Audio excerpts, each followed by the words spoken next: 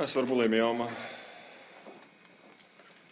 Buvo banguotų epizodų, bet turiu minį. Vis tiek aš pats nesiniai prisijungiu ir komanda tik antras varžybas žaidė, tai manau tai natūralu. Ir manau, su laiku gerinsim žaidimą, turėjome gerinti.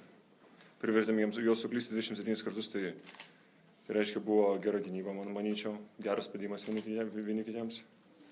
Manau, taip buvo pagrindinis aspektas. Na, aš kuriuo atkauti kamuolį, kai matau 23-25.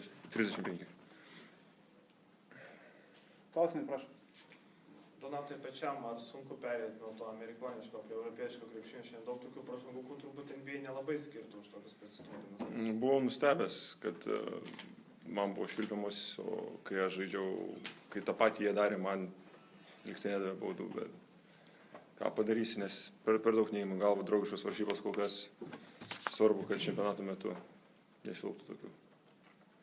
Prie ko dar sunkiau priprasti čia jūs jau dabar? Laiko turbūt, laiko skirtumas didelis ir vis tiek, jeigu darom 2 treniruotės, tai viena, jeigu būna vėlai vakare, tai antra gaunasi vidury nakties arba anksti ryte, tai biškai dar sunkoka būna turiu minį vienoj treniruotė, bet turiu minį jau kaip ir baigiu priprast prie laiko. Ar klausimų bus? Naujų veidų sutikai komandą, kokį įspūdį jie padarė?